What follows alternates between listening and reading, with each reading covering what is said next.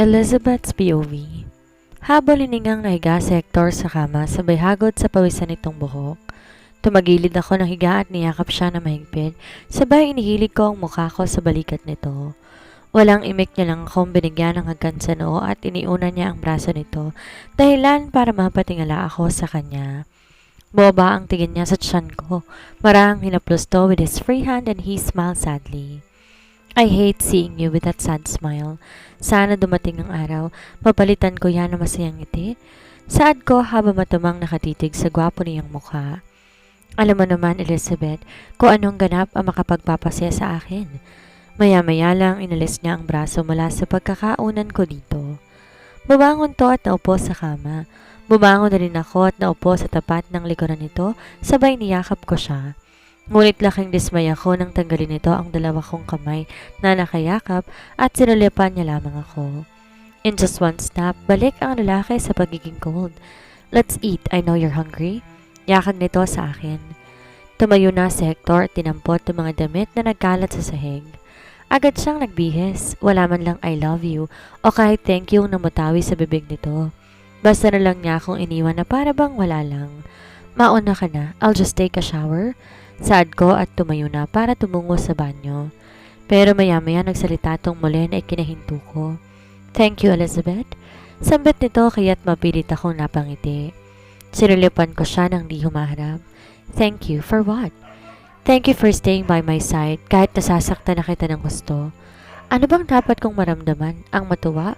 O mas dapat masaktan dahil aware naman pala siyang nakakasakit na ito pero wala tong ginagawa? Yan ba ang paraan mo ng paghingi mo ng tawad sa akin? Mapaklang tanong ko na ikinayuko niya kasabay ng pabumulsa. I'll go downstairs. Sumunod ka na lang.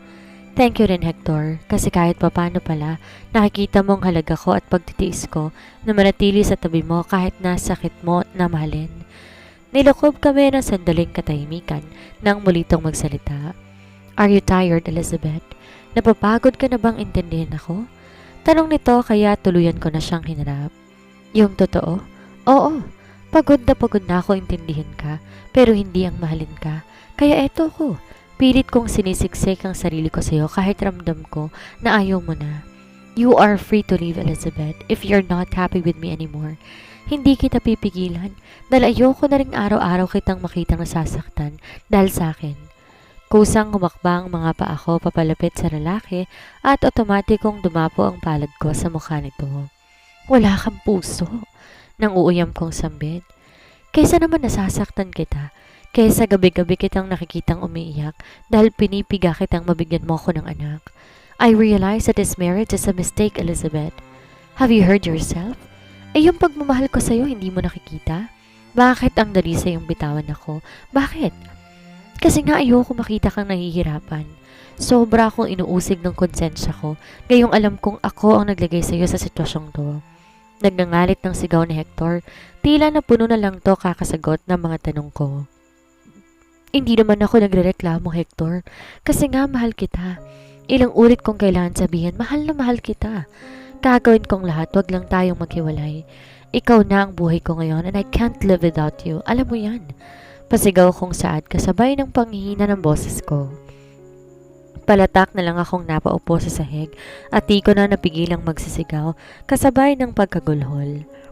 Naramdaman ko na lang ang pagyakap sa akin ni Hector na mas lalo nakapagpahabag sa akin. Hindi na ako makahinga. Shh! Calm down and stop crying. Now, I won't leave.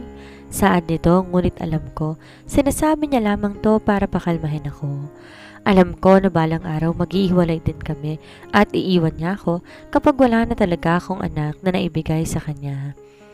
Nagangat ako ng tingin, nagsusumamo ko siyang tinignan. Inawakan ko ang magkamila niyang pisngi. Pumayag ka sa alok ni Eleanor, please. Pumayag ka na, Hector. Pumayag ka na siya ang magdala ng anak natin para tapos ang problema natin, para hindi mo na ako iwan.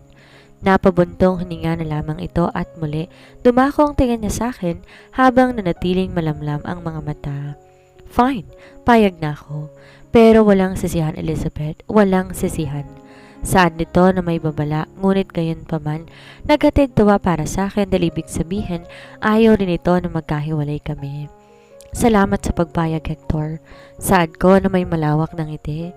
Ngunit ito ay hindi ko makakitaan ng saya at ng tuwa. Pumayag ako dahil ito ang gusto mo, Elizabeth. Pero sana wag mo na tong pagsisisihan. Saad niya sabay buntong hininga at binuhat niya ako ng pa-bridal style at dinala sa banyo. What are you doing? Paliliguan kita. Sagot nito at nilapag niya na ako sa tapat ng shower. Ito na rin mismo nagtanggal ng kumot na nakapulupot sa walang saplot kong katawan. Nagtataka man ako sa biglaang kilos nito ay hinayaan ko na lang siya dahil once in a blue moon lang to. Hector, tawag ko sa pangalan niya. Yes? Thank you. Pasasalamat ko sa kanya at tipid lamang nitong kinangiti. Do not cry again like that. It makes me panic. I'm going to have a heart attack because of your tantrums. Saad nito sabay iling. Ewan ko pero parang gusto kong matawa. He was going to have a heart attack because of my tantrums. Ginawa niya pa akong bata. It wasn't a tantrum. It was an outburst. Whatever you call that.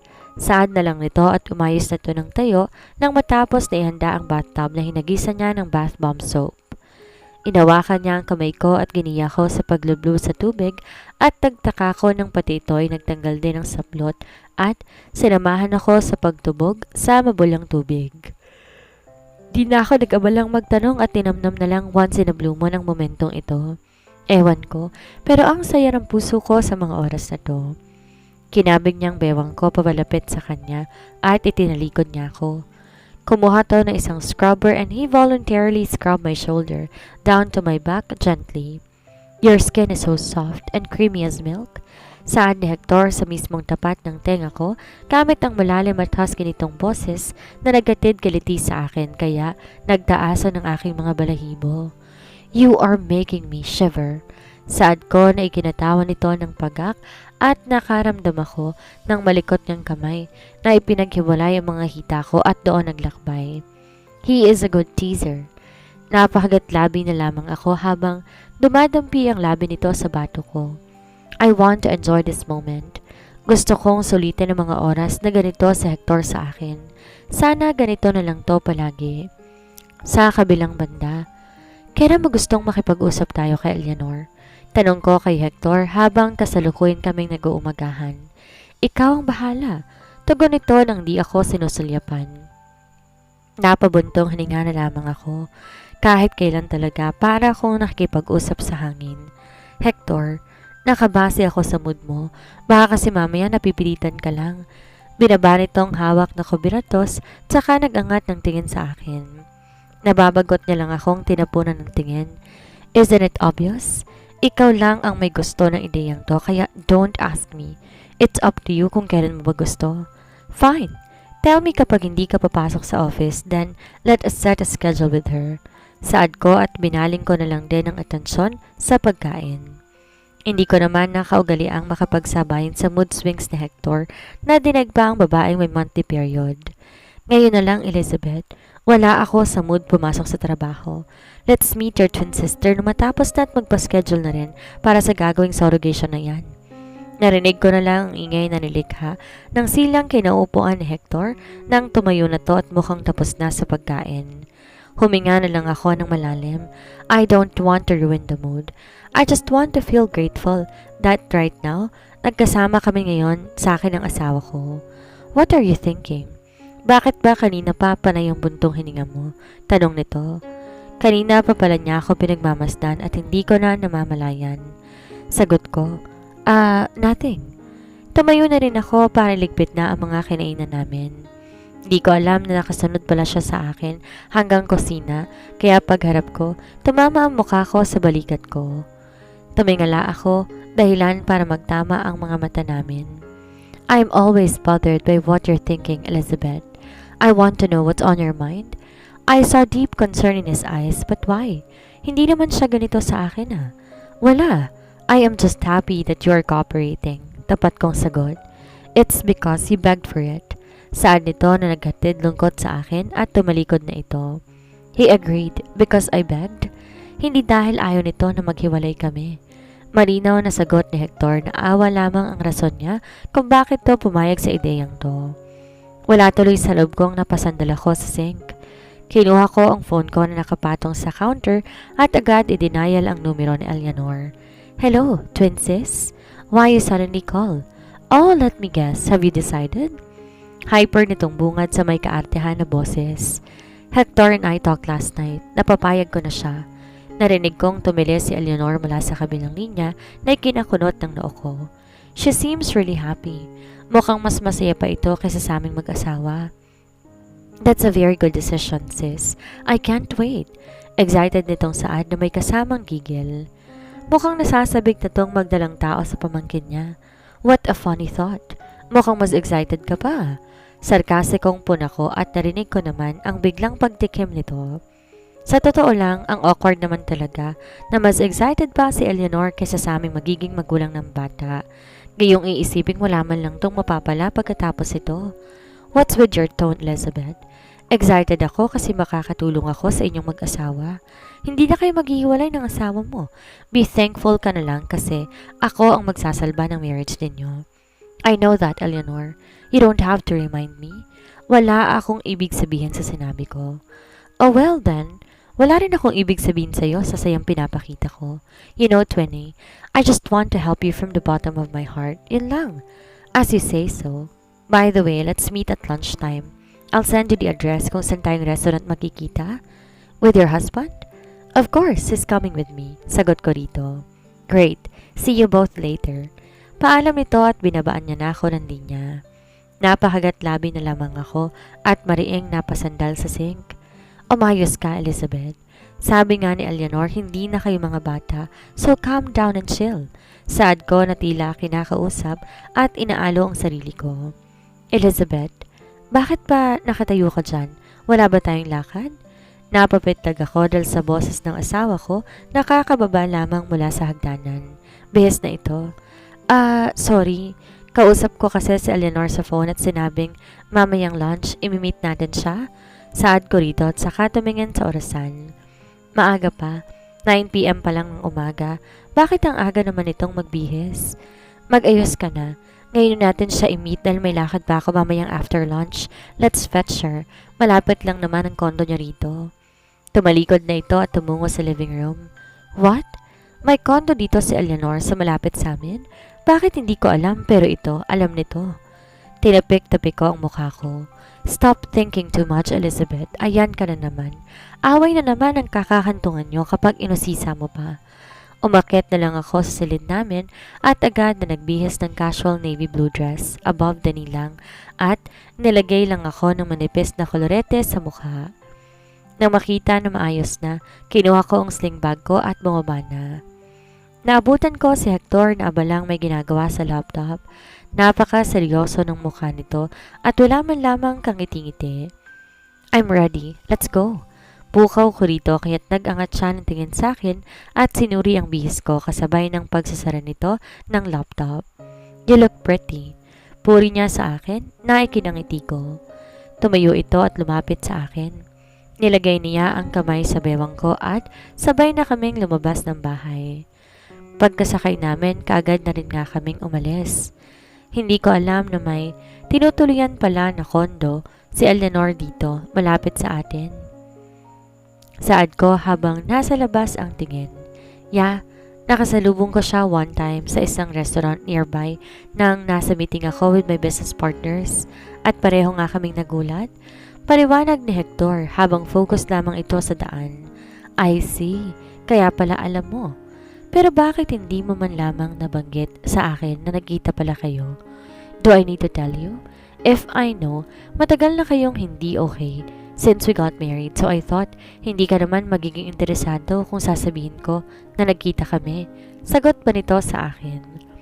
Kung alam mo lang sana, Hector, kung gaano ka kainteresadong malaman pa ang naging ugnayan mo sa kanya noon. Kung alam mo lang. Ang alam lang kasi ng lahat ay malaki ang pagkakagusto ni Eleanor kay Hector noon simula pa pagkabata. Kaya aware sila na nagkaroon kami ng samaan loob ni Eleanor. Gayong inaasahan nito na siya ang pipiliin ni Hector na pakasalan. Ngunit lingid sa kaalaman ng lahat noon pa man, lihim nang may relasyon sa ni Hector at Eleanor na tanging ako lang nakakaalam noong masaksihan ko sila. Ngunit hanggang ngayon wala pa rin akong ideya kung bakit inilihim ng dalawa ang lahat at kung bakit hindi na lang silang dalawa ang nagpakasal. Of course, I'm still interested. She's still my sister and my twin. Agbali-balik na rin man. Interesado ko kahit gaano pang kaliit na detalye ng Hector basta ba tungkol sa inyong dalawa. Kaya ako nagtataka sa iyo na makitang magkasundo na ulit kayo after all these years. I was shocked when I saw you both having a serious conversation regarding pala dyan sa suggestion na yan. Na surrogation? Nang malaman kasi ng kakambal ko ang problema natin, she turned soft at doon na nag-umpisang kinausap niya ito. Saad ko na ikinangisi ng lalaki na siyang ipinagtaka ko naman. She has something in her mind, I know her. Saan ni Hector na tila ba naghatid kirot na naman sa puso ko. Iniisip ko pa lang kung gaano nila kakilala ang isa't isa, higit pa sa baging magkabata, parang nandiliit na naman ako. Makaripas lamang ang ilang minutong biyahe, nakarating na kami sa tapat ng condominium building na tinutuluyan ni Eleanor. Bumaba na kami ng sasakyan at agad na tumungo sa condo unit nito. Alam ni Hector kung saan ang eksaktong unit ng kambal ko at duda ko na nakarating na rin siya dito. Ako na ang nag-doorbell. Ilang saglit lamang, bumukas kagad ang pinto at bumungad ang gulat na mukha ni Eleanor na halatang hindi inaasahan na makikita kami. Nakasuot to ng night silk pink dress at wala pang ang suot na pang itaas, kaya halatang halata ang pasas nito at hindi man lang siya nagabalang takpan. Bumaling ako kay Hector pang tingnan ang reaksyon nito, ngunit parang wala man lang din. Kayo pala, kala ko mamaya pang lunch. Nakakabigla naman kayong dalawa. Tuloy kayo. Gulat nitong sambit. Sumunod kami patungong living room.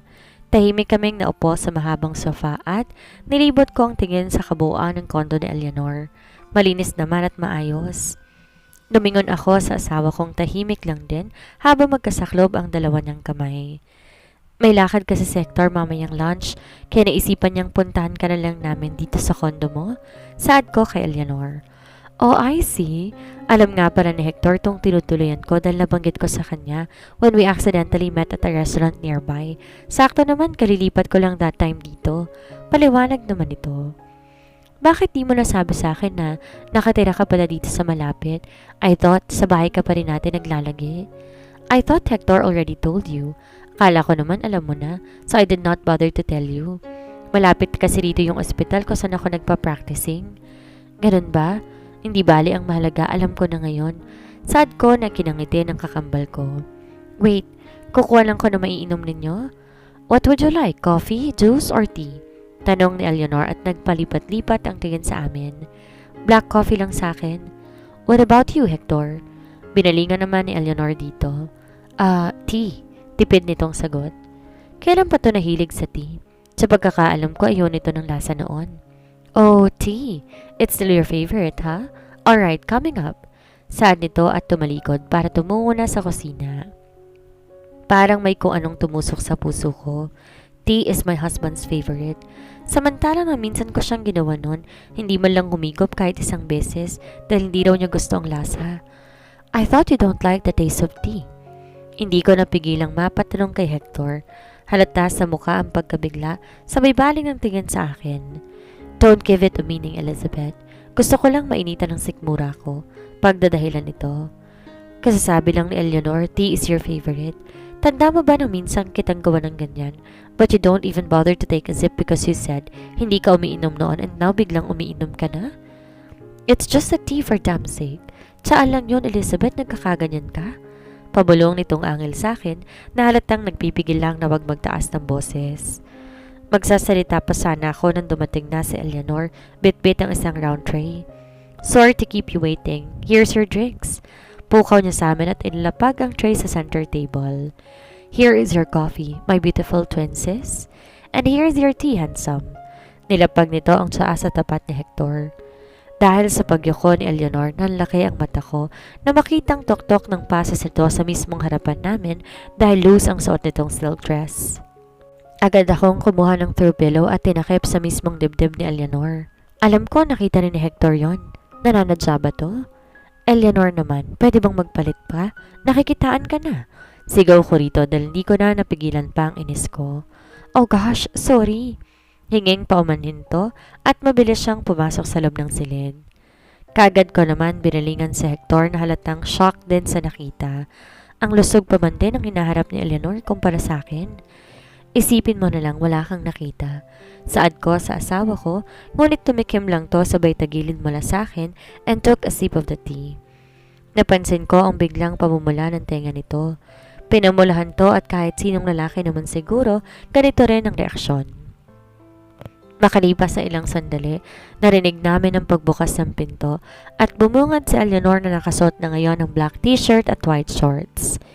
Nahihiyatong lumapit sa amin habang nakahawak sa batok. Elizabeth, Hector, I'm sorry about that. Nawala sa isip ko naka-silk dress nga pala ako.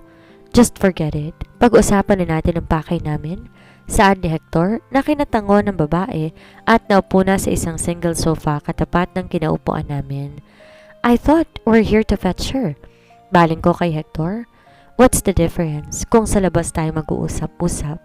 Dito na lang para mas masinsinang mapag-usapan. Sagot ng lalaki at sa pagkakataong to, tumingin na to sa gawin ni Eleanor. So, Eleanor, talaga bang desidido kang maging surrogate mother na magiging anak namin, Elizabeth?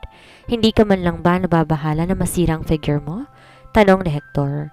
Hindi ko alam pero mayata syatang personal ko magtanong. O ako lang nag-iisip nito. Who cares? I'm not bothered. Katawan lang yan, madaling ibalik. Katwiran ni Eleanor ngunit tila hindi kumbinsido si Hector. Hindi yan ang pagkakaalam at pagkakakilala ko sa iyo, Eleanor. May laman na saad ni Hector sabay ngisi. Nagpalipat-lipat ang tingin ko sa kanilang dalawa. Tama bang mag-usap sila ng ganito habang kaharap ako? Hector, stop asking Eleanor too personal questions. It's up to her dahil katawan niya naman yan. It's none of your concern. Sabat ko at gumiti lang sa akin si Eleanor kasabay ng pananahimik ng lalaki. Kahit pa alam nilang dalawa, wala akong alam tungkol sa kanilang dalawa noon.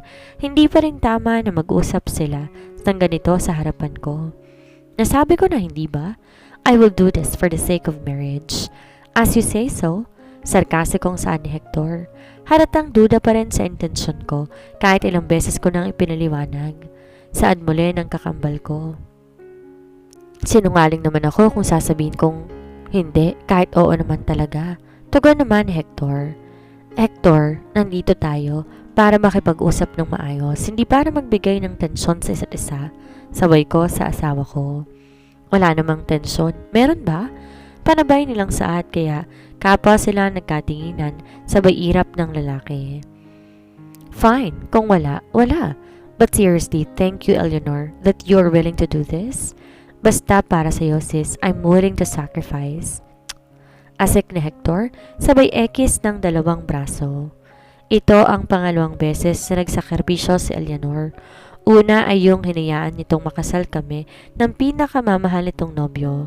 Pangalawa naman, itong ipapagamit itong sariling sinapupunan para lang magkaanak na kaming mag-asawa at maagapan ng paghihiwalay namin. Pwede ba, Hector? Kanina ka pa. Asar na baling ni Eleanor dito. Kala ko ba walang tensyon? What? I didn't say anything. Wala kang sinasabi, pero yung reaksyon mo naman, nakakaasar. So you're now annoyed, huh? Nakangiting tanong ni Hector. Whatever, you've always been like that.